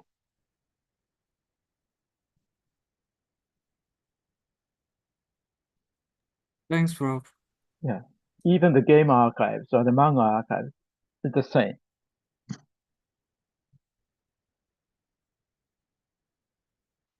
Okay. Mr. Kenny, answer is clear? Yes. Okay, thank you, Professor, for your answer. We move to ask question Minan Faiz in the chat. Good afternoon, Professor. I have a question about which agency is responsible for collecting digital archive upload to the archive website. Does the community or society have a role in this regard? I really appreciate your assistance. Sorry, I couldn't follow well. Would you repeat again? Okay, in the chat box, Prof. Yeah. Chat box. From Minan Faiz.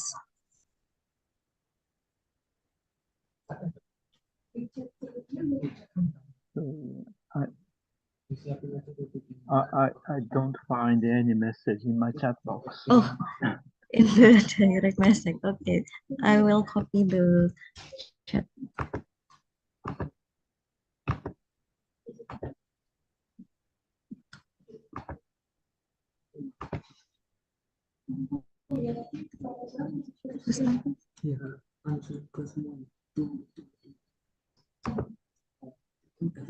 Okay.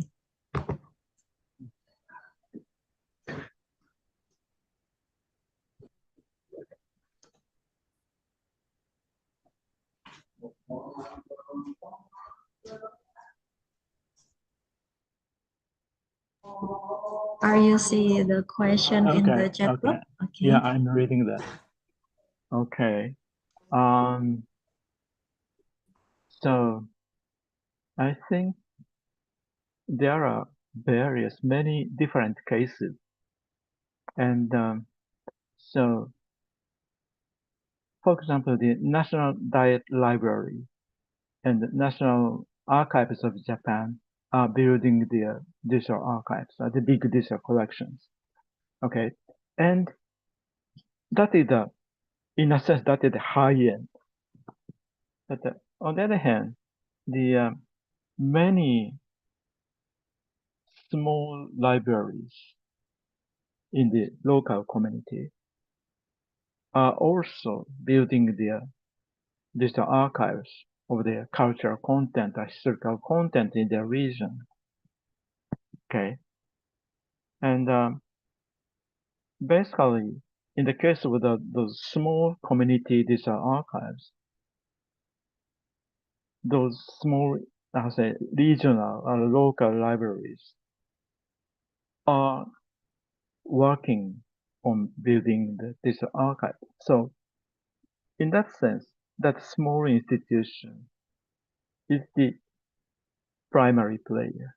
Of course, they might collaborate with the people around their institutions. They collaborate with the regional, local people, local community.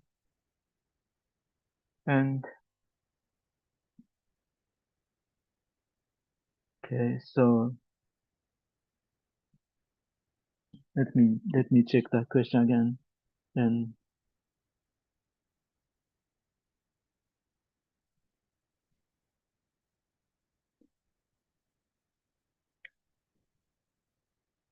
so, in a sense, in my country, any agencies can create these archives if they are willing to, and if they have enough budget. So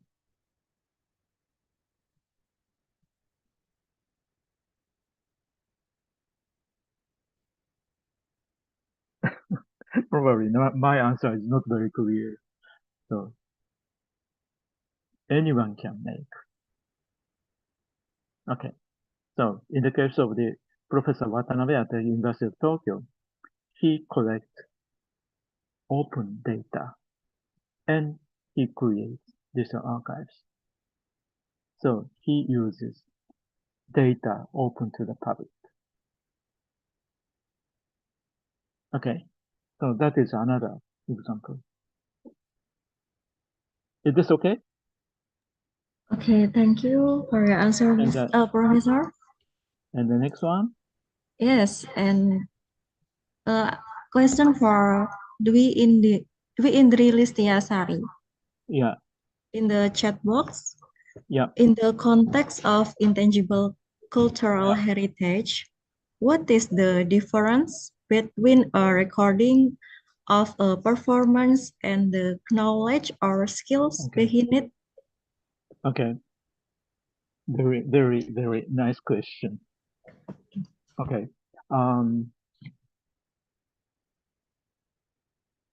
Okay, let me ask another question to you. So today you enjoyed a dance performance at the theater, the traditional dance performance. Yesterday, you also enjoyed the same dance performance at the same theater. Okay, that is a very traditional dance. So then you found a film which is a record of the same dance performance of 100 years ago. Do you think if these three performances are the same or different? the traditional dance performance today, yesterday, and 100 years ago? I think it's same. Okay. If your answer is the same, I think you are understanding that intangible cultural heritage dance as a knowledge and skill. If your answer is different, you are recognizing the dance as a performance. Performances are different. Knowledge skills could be the same. So knowledge skills could be inherited from our ancestors.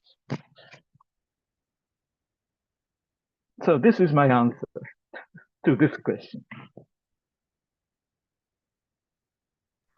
Okay, thank you, Professor, for your answer. Next question.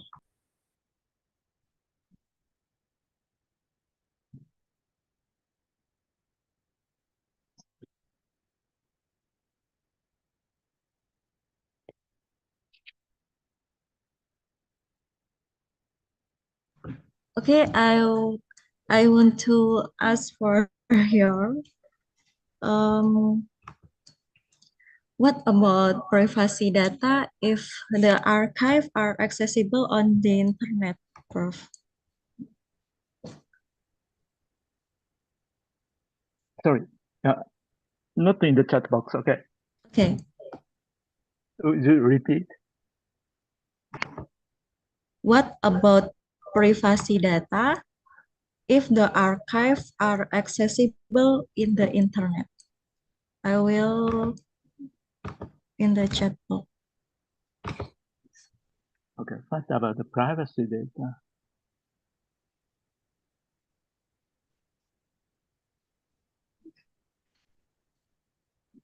So actually I'm not understanding this question well. So privacy data that can be archived, but that should not be made accessible for public. Yes.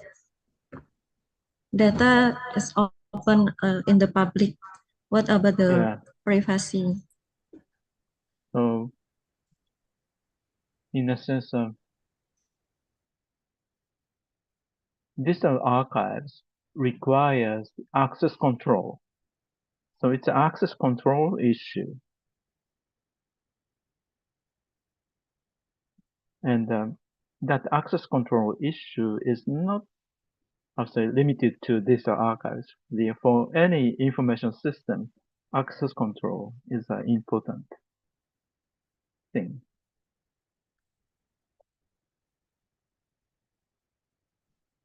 Okay, thank you for your answer, Professor. Okay, any question for the participant?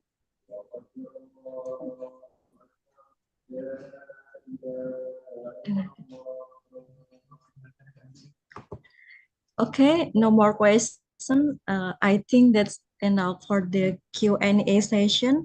Thank you once again to Professor Sigio Sugimoto for such a comprehensive presentation and helpful answer, and also to all participants for the question.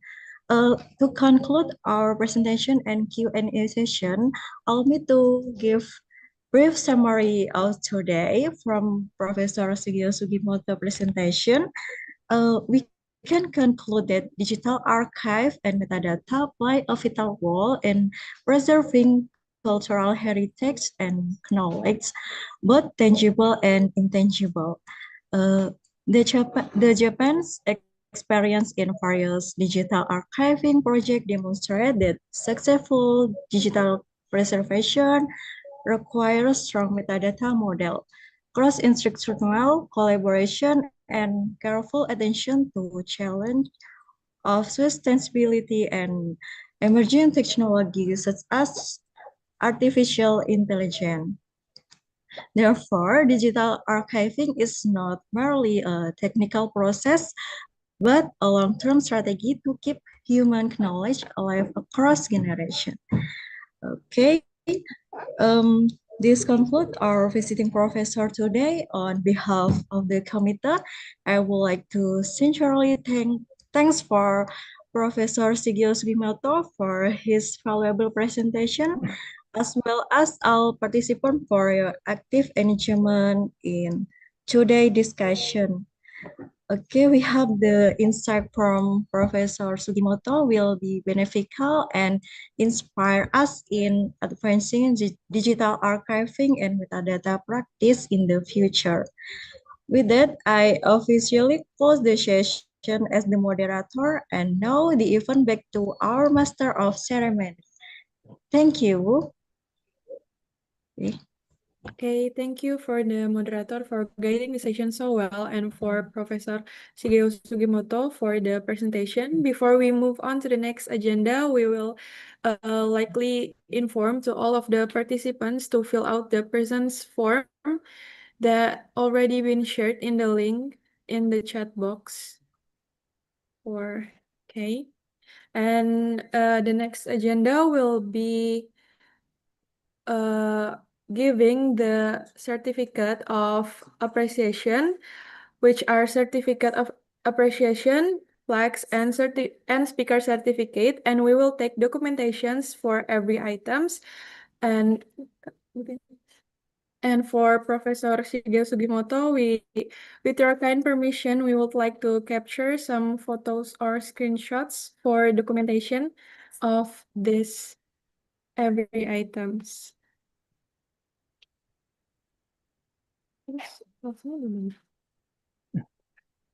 Nah.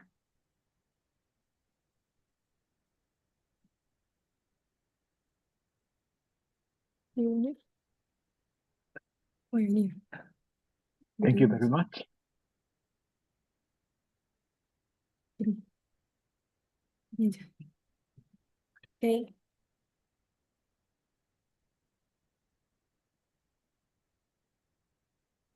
Okay, this for the first item.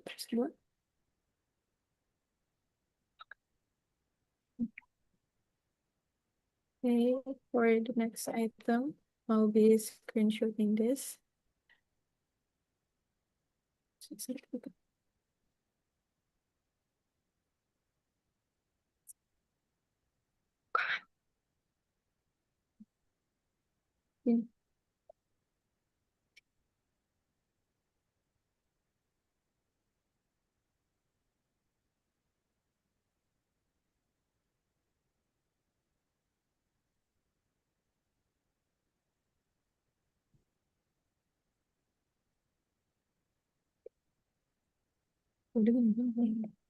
And this for the last item.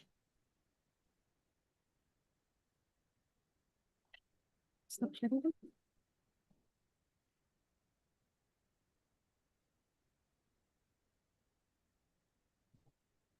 Okay, already done for the documentation session.